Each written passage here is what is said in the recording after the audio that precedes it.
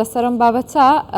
دەمانەوێت گفتوگۆی زیاتر بکەین لە شاری ئەمستردام دکتۆر ئازاد محەممەدیانی چاودێری سیاسی لە ڕێگەی سکایپەوە لەگەڵمان دەبێت. دکتۆر ئازاد شەو باش، زۆر سپاس بۆ بەشداریکردنت لەگەڵمان. ینی ئێستا ئەمریکا دەڵێت کە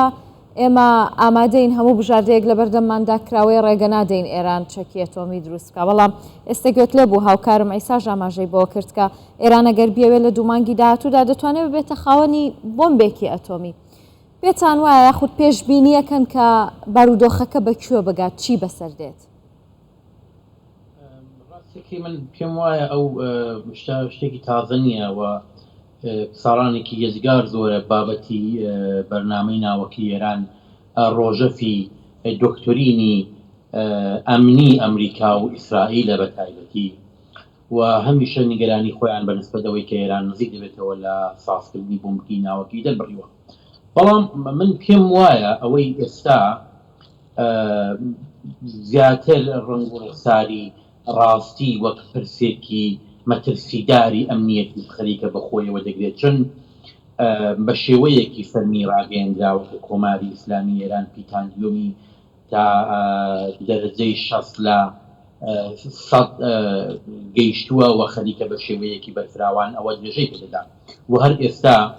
لە 80 شیلۆی ئۆرانیۆمی ئامادەی 60% هەیە کە ئەگەر نزیک بێتەوە 90% یانی توانی بە بۆمبی ناوەکی بکە. بەڵام ئەوەی کە ئێستا کۆماری ئیسلامی ئێران لە دوو مانگی داهاتوودا بە بۆمبی ناوەکی دەگات دیارە فقط گومانە زەنیە، شتێکە احتمالاتە ئەگەرە پێشبینیە. من پێم وایە کۆماری ئیسلامی ئێران بە بۆنەی ئەو گەماڕۆیانی کە لەسەرەتی ڕەنگە ئەوەندە نزیک نەبێت لە سازکردنی بۆمبی ئەتۆمی، بەڵام ئەو بۆ مانایەنێک کۆماری ئیسلامی وەکو مەترسیەکی ئەمنیەتی بۆ سەر ناوچەی ڕۆژهەڵاتی ناوەڕاست و بەتایبەت ئیسرائیل لە ڕوانگەی دەسەڵاتدارانی ئەمریکاوە لێ نەڕوانگرێت. من پێم وایە ئەو بابەت دەتوانێت لە ڕۆژمانگەکانی داهاتوودا ئەگەر کۆماری ئیسلامی ئێران من نەدا بە سازان لەگەڵ دنیای دەرەوە ڕەنگە قەیرانایی بێت. تمام دکتۆر ئازاد، گەهشتنە دەستێ ئیرانە بە پیتاندومە ئەو قاسی یورانیۆمێ هێسانکاری و دەستێ ئاژانسا ناودەولەتیە و وزێ ئەتۆم لە پشتە یان ژی بێمنەتیاوێ ژێ هێرشکردنا ئیرانێ بوو سەر ئەمریکا بوو سەر ئیرانێ کیژانە؟ تمشاکە ئێران من پێم وایە خەریکە کایە دەکا بە یەکێتی ئوروپاش و بە ئەمریکاش و بە ئاژانسی وزەی ئەتۆمی. ئەگەر تمشا بکەن لە ماوەی چەند ساڵی ڕابردوودا دوای هاتنە سەرکاری ئیدارەی نوێی ئەمریکا بایدن چاوەڕوانی دەکات کە ئێران بە زووترین کات بگەڕێتەوە بۆ بەرجام و ئێران بوو زیاتر پێویستی بەوە بوو کە لەگەڵ دنیای دەرەوە بکەوێتەوە سازان و گەمارۆکان لەسەر خۆی حەول بدالا بە. بەڵام ئێمە دیتمان کۆماری ئیسلامی ئێران نەتەنیا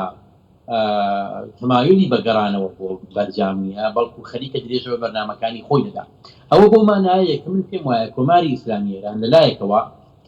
خەریکە بەرنامەکانی خۆی دەباتە پێشێ و ئەو دەزانێت ئەگەر من بداتەوە بەرجام دیسان ئاژانسی وزەی ئەتۆمی دەبێت بە شێوەیەکی جەختکراو لەسەر بەرنامەی ناوەکی ئێران ڕابوەستێ، دەبێت ئێران هەموو راپۆرتەکانی خۆی بەنسبەت بەرنامەکەی بەگوێی بە ئاژانسی وزەی ئەتۆمی بدا، دەبێت ڕاگررتنی و پیتانجۆنی ئۆرانیۆم لەو دەرسەدە زۆرەدا ڕابوەستێنێ، دەبێت فۆردۆ تاکید بکە. ئەوانە هەموو دەبێتە چی؟ دەبێتە ئەوەی کە ئێران دوور دەکەوێتەوە لەو بەرنامەیە درێژخایەنەی کە بۆ خۆی تەسەوری کردو بۆ خۆی و ناتوانێت لە مەیدانی دانیشتن لەگەڵ ئەمریکا بە تایبەت کاتێکی وای پێ بۆ قسەکردن. چون من پێم وایە ئێران پێی وایە ئەگەر بەرنامە ناوەکەی خۆی درێژە بدا پیتانجۆی ئۆرانیۆم بەو ڕێژە زۆرە درێژە پێ بدا، دەتوانێت لە میزی مذاکرە لەگەڵ دنیای دەرەوە زیاتر قسەی پێبێ و دەتوانێت زیاتر کارکە لەسەر ڕاگررتنی بڕیاری ئەمریکا بۆ حملەی سەربازی بۆ ئێران و ئیسرائیلی شەروەها. بۆیە من پێم وایە ئێران مل نادا بە هیچێک لەو قەراراتێک کە ئاژانسی وزەی ئەتۆمی دەیکا و من پێم وایە خەریکە کایەک کە بە ئیتحادیە ئوروپا دەکاوە ئەوە لە کۆتاییدا من پێم وایە ناتوانانی چاوەڕوانەوە بین لەسەر میزی مذاکرە شتێک دەست دەکەوێت. باشە دکتۆریانی ئێستا کە زیاتر لە ساڵێکە شەڕی نێوان رووسیا و ئۆکرانیا بەردەوامی هەیە وڵاتانی ڕۆژئاوا زۆرینەیان نەیاری رووسیان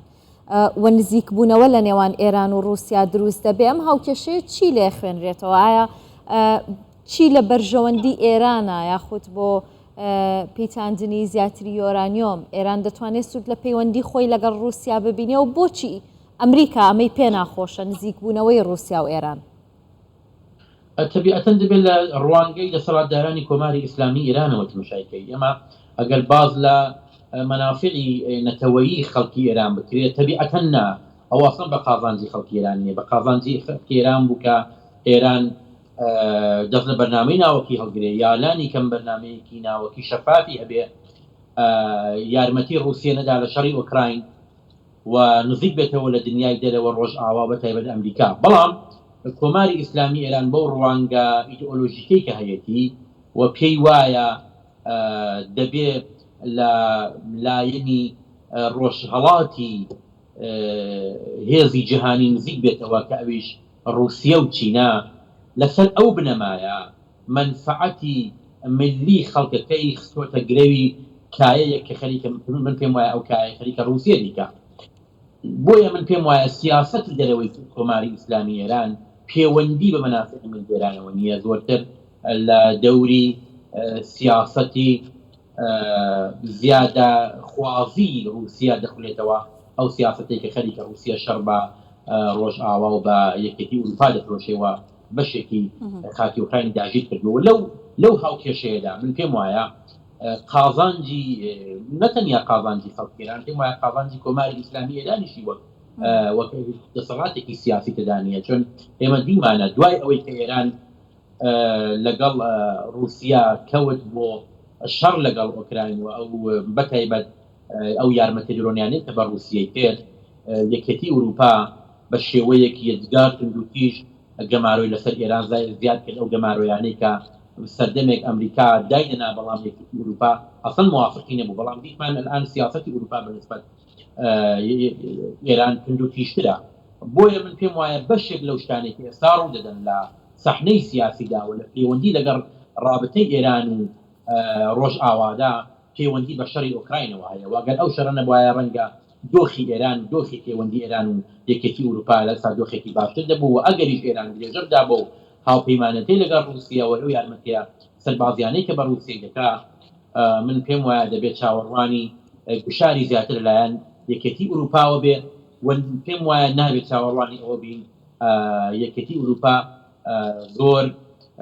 خۆشحاڵ بێ بۆی کە ئێران دەگەڕێتەوە بۆ بەرگام. بەڵێ زۆر سپاس بۆ ڕوونکردنەوەکانت دکتۆر ئازاد محەممەدیانی چاودێری سیاسی لە ئامستردامەوە لەگەڵمان بووی.